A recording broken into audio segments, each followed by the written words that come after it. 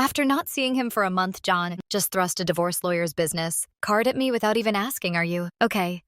Or how are you feeling divorcing a wife who doesn't work? Pay me 1,000 a month as alimony sounds good. Take care." John chuckled as he said this standing. Beside him, Emily was wrapping her arm around his, wearing a similar smug expression. "Fine, Latoon divorce then." I said it so casually that John seemed a bit surprised, but he quickly shared his smile with Emily. "Good thing JN isn't much of a thinker. It makes my plan easier to execute after the divorce. Papers got approved. I decided to start my revenge plan on both of them. I will make them cry as a celebration of my recovery. My name is Sarah Wolf. I'm a 47-year-old illustrator. I'd also work as a children's book author. I just love drawing. I have two childhood friends, JN and Emily. They're important friends too. Me and JN is also my husband. It all started when John asked me out as I was heading to a different college after high school.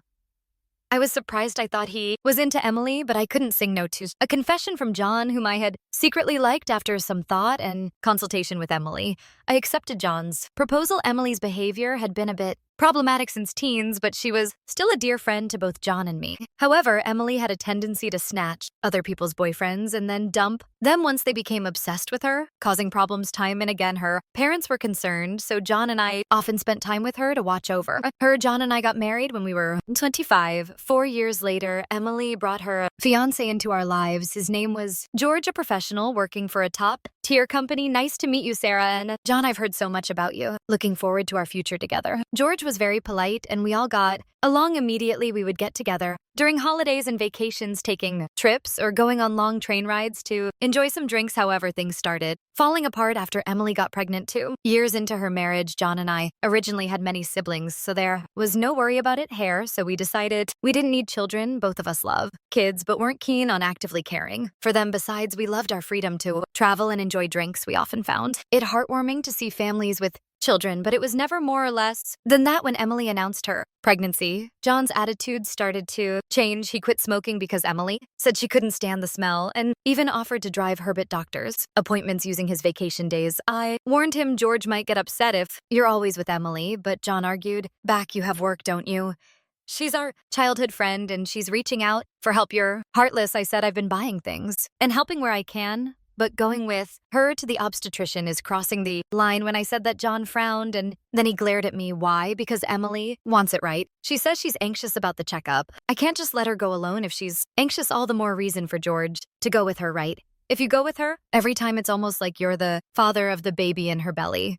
John, jealous, "You're not going to get pregnant. Anyway, so what's the problem?" He didn't take my concern seriously and instead started to snap, saying I was being annoying. We had hardly ever had a fight during our marriage, but things changed. When Emily got pregnant, our arguments increased, and that didn't change even after Emily gave birth. In fact, JN started spending even more time with Emily and their child, Emma. But when Emma was 6, an incident occurred. It had to do with the attendees of Emma's graduation ceremonies. The day before the graduation, John suddenly started rummaging through the closet. "John, what are you doing? Have a meeting tomorrow." John's workplace had a casual dress code, but there was a rule to wear a suit during client meetings, so he always kept a few suits ready, but they were all thrown on the bed now, and no, just trying to decide what to wear for the graduation ceremony. "What, you're seriously thinking of attending the graduation?" "Yeah, George can't make it." Emily asked me. "Wait, that's absurd. No matter how you look at it."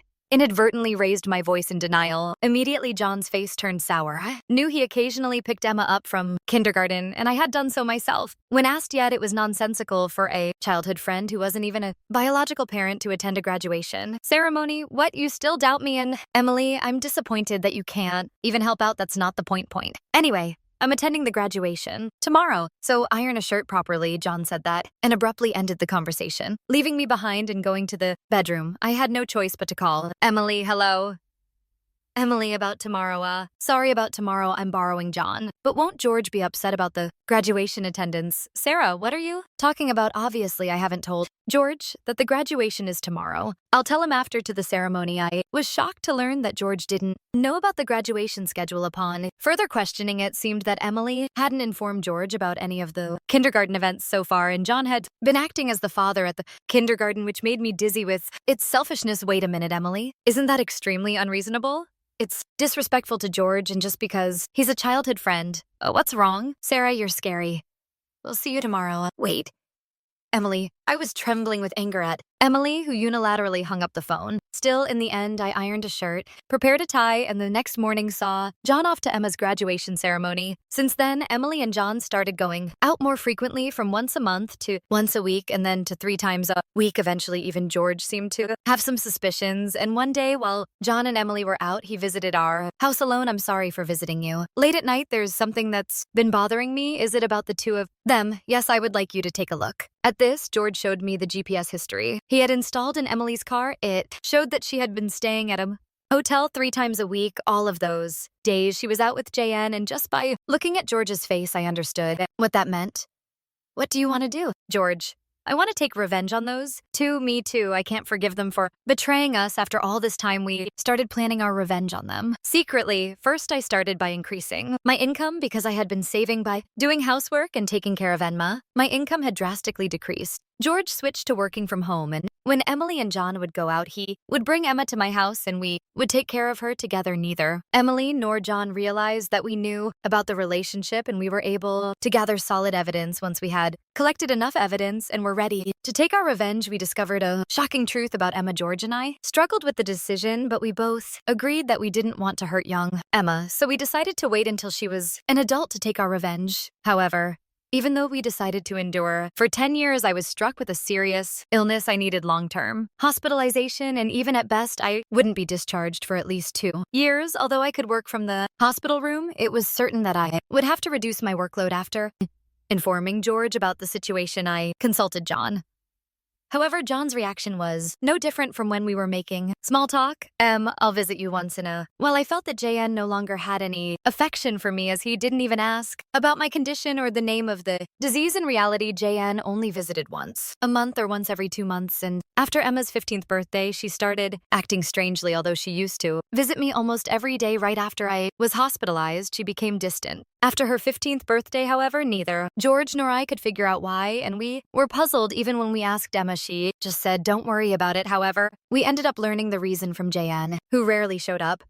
Hey, it's been a while. Yeah, it has. JN, who had completely transformed into a flashy appearance, walked in without even knocking. After not seeing him for a month, John just thrust a divorce lawyer's business card at me without even asking. Are you okay? Or how are you feeling divorcing a wife who doesn't work? Pay me $1,000 a month as alimony. That's the deal, so take care, John said, grinning from ear to ear. Beside him, Emily wrapped her arms around JNS with a similar expression on her face. Fine, let's divorce then, I casually agreed, which seemed to surprise Jay for a moment, but he quickly exchanged smiles with Emily. It was good that JN wasn't the type to think too deeply. That's why my plan worked so well. After receiving a notification that the divorce was finalized from John, I decided to start my revenge plan against the two of them. I will make them cry as a celebration of my recovery. I promptly started to take action. First, I contacted George to transfer hospitals. Then I informed my lawyer that they would be mediating between the two parties from now on. George also began to act at the same time. He moved near my new hospital with Emma, and he started to visit me frequently. Emma still had a gloomy expression, but I was happy that she came to see me every day. Most of my belongings were already in the hospital room, so I told John to dispose of the rest. I didn't want to bring anything that the two of them might have touched into my new life. Once the hospital transfer and George and Emma's move settled down, I received a call from John. I had only left my seat for a few minutes, but my smartphone already showed 30 missed calls. I answered the phone, feeling exasperated. Hey, what the hell is going on? I could hear the voice of a troubled real estate agent behind John's panicked voice. I also heard Emily yelling, which made me feel sick. What do you mean? What's going on? It's obviously about the house. Why do we have to move out? John shouted at me as if it wasn't his fault at all. I replied to him coolly, obviously, because that's my house. How JN seemed to have completely forgotten. But the truth was, the house we lived in was a room I rented as a workspace. When I started to make a living as a freelancer at that time, I didn't have enough income to maintain 2 houses, and John didn't have enough income to live alone, so he ended up moving into my place. Therefore, Jan had never paid the rent or utility bills for that room. Although I received some money from him for living expenses, it wasn't enough to maintain the place. Unfortunately, that room was already canceled. It was far from the hospital transfer date, so I had processed the cancellation the day after submitting the divorce papers. I didn't inform him because the real estate agent who knew the situation said they would contact him. George and Emma suddenly disappeared, and our house was sold. What are we going to do about our new house? I don't know. Maybe stay in a business hotel for now as I turned on the speaker and started working. JN yelled in frustration. Don't screw with me, however he seemed to remember something and started speaking in a more soothing tone. Well, whatever. When will you transfer the money? We're running low on cash. What are you talking about, huh? Don't M around, I told you to. Pay $11,000, didn't I? Oh, I don't recall. Agreeing to that, my nonant response was met with incoherent screaming from Johan. On the other end of the phone, apparently. He thought he could get money from me and had been squandering it even if he had $11,000 left. How did he plan to get by for the rest of the month? Hey, don't. Just stay silent. Say something. There's really nothing to talk about, my retort. Left John momentarily dumbfounded, but he soon started yelling again, growing. Increasingly annoyed, I addressed JN in as cheerful a tone as I could muster. Anyway, we're basically strangers now, so please don't contact me anymore. You'll hear from my lawyer. Huh, lawyer? Hey, wait. A minute, I hound up without listening to John's response. He tried calling back several times, but I ignored it, and eventually the calls stopped, however. Angry that I didn't answer, John started ignoring calls from my lawyer. He certainly had a childish side, but I never imagined he'd be the kind of person who didn't mind causing trouble. For others, I sighed deeply at John's selfishness. A few months later, after a temporary discharge from the hospital, visited John's parents' house. In front of me were JN and Emily, both looking small and trembling. You tell him my parents is a low blow. Oh, I just reported that we got divorced. Jan glared at me in response to my answer, but he shrank back under his father's stern gaze. Actually, I had a great relationship with my in-laws, even visiting and dining with them when John wasn't around. Despite being so well-loved, I felt it was wrong not to share the details of our divorce, so I went to visit them. Is it true that you're remarrying Emily? Yes, it's true. True, Emily, Emma, and are going to start over as a family. What are you talking about? Your only family is Sarah. She's not my family anymore. John's words made his father frown with a look that seemed to say, give me a break. JN shook his head a few times, then handed me a piece of paper. It was a bill from a nearby luxury hotel. What's this?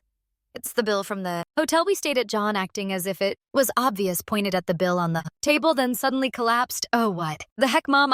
I didn't raise you to be like this. My mother-in-law, gasping for a breath, was met with a look of disbelief. From John next to him, Emily wore the same expression.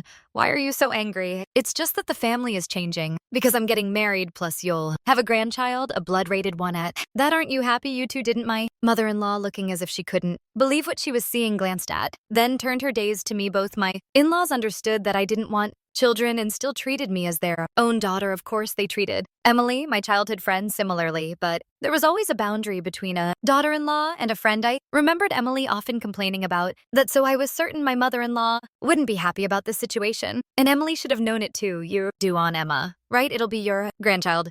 So you'll be happy, right? It's because she's a child I've known since she was little. Oh, but half of her blood is from John, right? Even after all this, Emily showing no sign of remorse and acting as if she couldn't understand the problem gave me goosebumps at that moment. Someone who had been silent until now spoke up enough already. It's disgusting. Hot Emma, who had been playing with her smartphone in the corner of the room, spoke to Emily without looking up. The room fell into a stunned silence. My dad is the only one I consider my father, whether we're related by blood or not. He's the only one, but you know, JN has always been the one to attend your school events. I heard everything from Dad, how he was always informed of the event dates after they were over, how eventually even the events themselves were kept from him. But Dad always said I was his daughter. So I am his daughter, and I will never be yours. Emma glared at Emily as she said this, then sitting beside me, she switched to a more concerned tone. You know, when I found out about this, I thought you would hate me. But Dad said that wasn't the case, so I came here today. Emma, I love you so much. You were so kind to visit me every day. While I was in the hospital, I was really happy. Sarah, Emma, perhaps relieved of her anxiety, teared up and H-ed me tightly. It might indeed be a child resulting from an affair between John and Emily, yet it's a child I've taken care of for 15 years. There's no way I don't have affection for her. Speaking of which, Emily, weren't you curious why I wasn't surprised when I found out Emma is John's daughter? Emily looked startled before she could speak. A new person entered the room we knew from the start 10 years ago. Actually, George suddenly appeared. Understandably so, as she had recently unilaterally demanded a divorce, citing irreconcilable differences. I was shocked when you mentioned divorce. Oh, and unfortunately, you're not divorced yet. The divorce papers are still here. Didn't you notice what I figured? It wasn't in Emily and John's nature to confirm things, but I couldn't help but be stunned that Emily, despite the 100-day waiting period for women to remarry, had noticed for months. So Emily is still my wife and Emma is still my daughter. Well, since there won't be a wife, though, Wait, what? Do you mean a 15-year-old can choose their parent? That's not true. Emma wants to be with mom, right? Emily said that and looked at Emma. Emma frowned at Emily and held my hand. Emily was speechless at that and glared at me. Then John suddenly burst into laughter. So that's what it is. You two are together, huh? But too bad. Isn't it impossible to live on George's salary alone? Can you stop making weird assumptions also? It seems George earns double the amount you think Emily knows. About it, huh? It's probably a bluffalolo. Besides, it's impossible for you to work. While dealing with your illness, you'll just die miserably somewhere this time. I laughed at John's huge misunderstanding. JN, seeing BSLE start. Laughing was getting frustrated. You didn't know about my income, did you, huh? It's probably just a bit more than a part-time job. No, it's different. My annual income is $500, $1,000, huh? John's eyes and mouth were wide open in shock. Emily was also stunned. In fact, over the past 10 years, I have become a popular children's book author, and my income had skyrocketed from essays, interviews, and I'll like you more. Moreover, a film adaptation is planned soon, so my income is skyrocketing, liar. Oh, do you want to see this? I said that and showed Emily my bank account screen. It clearly showed a large amount of money being deposited every month. Emily was at a loss for words when she saw it. Sarah, let's make up, huh? What are you? Saying Emily was furious at junk words. Blinded by the money, I watched them blankly and then opened my mouth. Well, if you want to get married, feel free. Oh, and I'll definitely take the compensation. For damages, Sarah, wait. Sarah ignoring John's words. I took Emma's hand and after saying goodbye to my in-laws, I left their house. John originally worked at my father-in-law's company, but it was revealed that he was lying about going out for sales and he was fired. My father-in-law planned to forcibly put him on a friend's fishing boat and work him to the bone working on a fishing boat. Was tough for an indoor-loving John, and he contacted me several times, but each time I notified my father-in-law, and eventually the calls stopped. Emily lost custody to George and got divorced. She seemed uninterested in John, who couldn't afford luxuries and didn't seem to chase after him. She was disowned by her family and lived alone in a rundown apartment. She hadn't worked at all since getting married. And since she had always made others do things for her, she couldn't do anything herself, and there were hardly any places that would hire her as a full-time employee. Still, she had to pay for her living expenses and child support, so she worked multiple part-time jobs and barely made ends meet after entering high school. Emma worked hard every day to study abroad and go to a prestigious university overseas. Being originally diligent, her dream is to transit my picture books and deliver them to children all over the world, which makes me happy. As for me, my picture books are selling well, and I am receiving more and more offers for anime adaptations in merchandise. My illness is also progressing well, and although I am still hospitalized, my doctor recently told me that I might be able to leave the hospital next year. And one more thing, George and Emma come to visit me every day. Actually, George recently confessed to me with remarriage in mind. I haven't given my answer yet, but I can't help but have feelings for him. He said he wants to live together when I leave the hospital. While thinking about what to answer, I work on my picture books every day, hoping for a happy future for us. Weave stories again. Today,